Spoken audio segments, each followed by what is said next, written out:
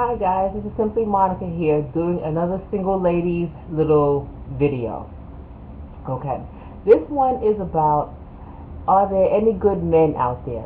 Or are there any good men left out there? Now, as single women, we hold to the notion that there are no single good men out there, that they're all taken, they're gay, they're in jail. And that's the myth, more or less, of being a single woman. And the reason why we say those things, partly because it's true, but partly it gives us a reason to remain single, to still be picky, and in some ways bitchy, to still have too high of standards and so forth. I'm not saying have no standards, but I'm saying sometimes our standards are a little bit ridiculous as far as our requirements and what he has to have and come with and so forth. Now, are there good men out there? Yes. But my question is, what type of good man is out there? Now, this doesn't hold true for all men, nor does it hold true for all women. But as the time goes on and the years go on and they progress, women are starting to get, but not even starting, they're having more successes than men. And they're having more degrees. They're being able to more or less have it all as far as career, family, and whatever else they want in life.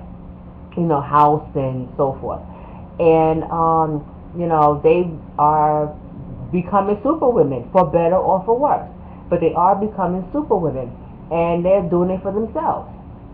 But a lot of times the man is, like I said, not all, is not holding up to his end of the bargain, which is providing for his family, getting a job or two jobs or whatever the case may be, and just being a viable member of society and contributing in a positive way to society and to the household. Now, with that being said, of course, there's a lot of men out there who handle their business, who, goes to work, come home, 12-hour shifts, cook and clean, take care of the kids, whatever have you. But what the society is pushing out now is a lot of men that are not fulfilling their end of the relationship family bargain, I would say. So, are there good men out there? Yes. Are a lot of them taken? Yes, because them wives and girlfriends are not dumb. They are not letting that good man go. They're like, I don't care. Do what you want to do, or whatever the case may be. No, you're not going nowhere, okay? If I got to dress a certain way, we gonna make it rock. If I got to, accept all your 10,000 flaws or whatever, for better or for worse, then I'm gonna make it rock because I'm not letting you go. A lot of good men are gay. Yes, they are. I'm sorry. That's just the way it is, and that doesn't fault them.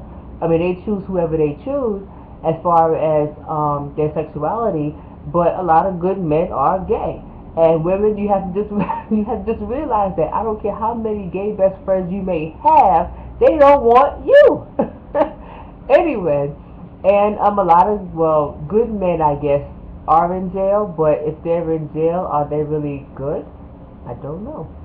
Anyway, but and being that what we have left in society, not all but a lot, is the derelicts, the hey ma, yo mas, the come here baby, you get those, or we get those that say, I don't want to work that job because I don't like this one, that one, and that one. The boss, the boss, I got a problem with the boss, and he got a problem with me. He don't like me, so I'm not going to work that job. I'm going to quit.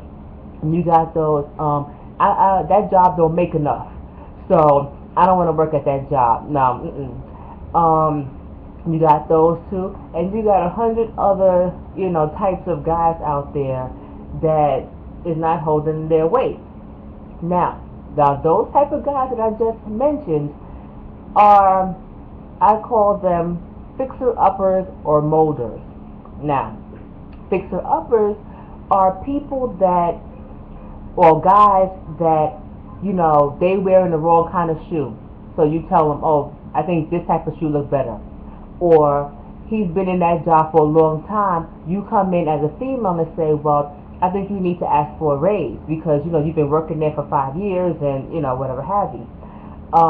He's a fixer-upper is that type of guy where if he needs dental work, you say, baby, here, go get some insurance, go go to the dentist and take care of that. Or those little minor things are fixer-uppers.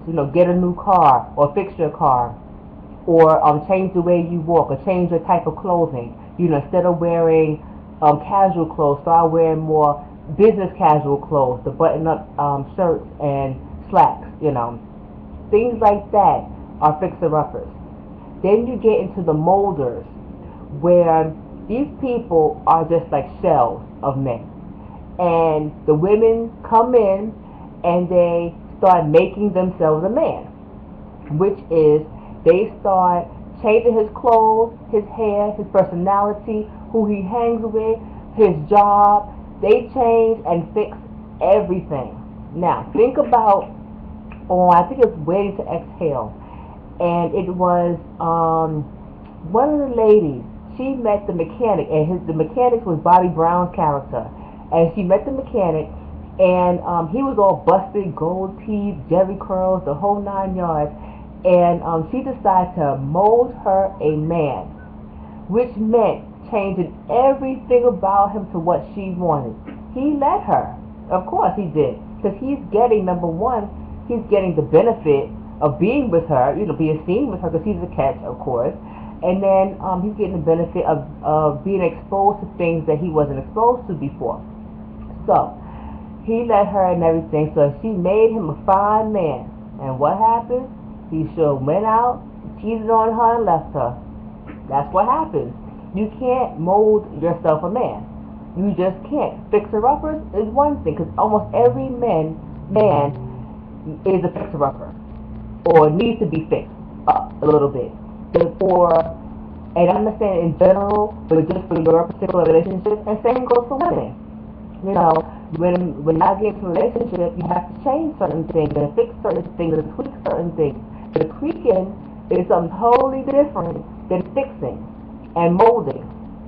So, you can't mold a man. You can't get some sort of clay and then build and take out the chisel and your hammer and your nails and your, and all that stuff and your pottery wheel to try to make a man. You just can't do it, because what happens is, one, like in the movie, they'll end up leaving you in the end. They would have noticed that they can get girls now. Their attitude changed, their lifestyle changed, they start smelling themselves. They're like, I can get anybody I want to get. So they're like, why do I need to be with her when I can get better women than her? So they'll end up leaving you most of the time for other people. Forget for somebody else, for other people, because they're storing their royal oats right now. That's one. Two is they end up resenting you because you change everything about them. You change from top to bottom. So basically, there's nothing that you like about that person if you got to change them from top to bottom. That's one. The fixer-uppers are a little bit more inclined to, of course, be there because you're tweaking them. Tweaking, again, is so different than molding. So, are there good men out there? Yes, there is, but it's the amount of work you want to put into that man.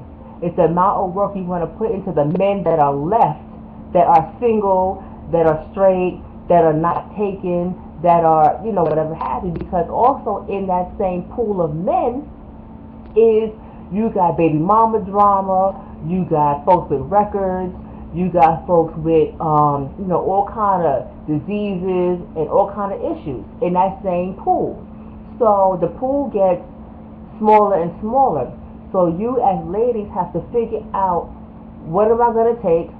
What am I going to deal with? Am I going to deal with 3 baby mamas?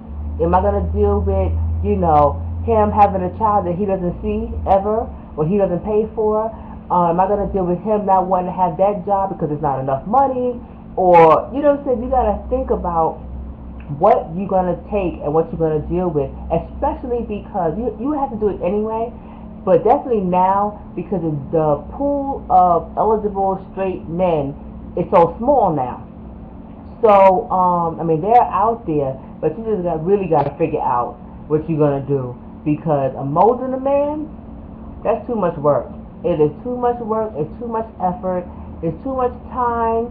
And if you get left at the end, if you are broke at the end, so I've seen some people, some guys, they get molded and fabulous, and they looking all good, haircuts and all kind of stuff, end up robbing that girl blind. Take her for all the money she's worth, whatever she has, and going on about their business with Susie and Sally Bell. So, be careful when you mold men. And for the tweakers, all men need to be tweaked. All men. The socks don't match the shoes, or, he walk around with his fly open all the time, or, he got underwear on the floor, little things like that. Those are tweakers. And of course, you gotta tweak anybody and everybody.